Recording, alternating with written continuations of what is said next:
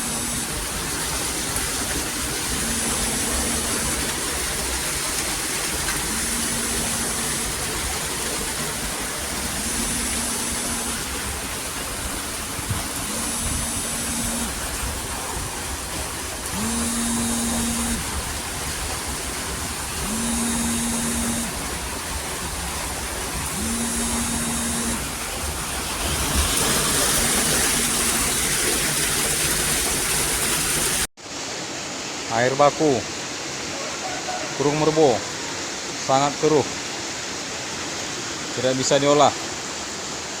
Kekeruhannya terlalu tinggi untuk kita olah.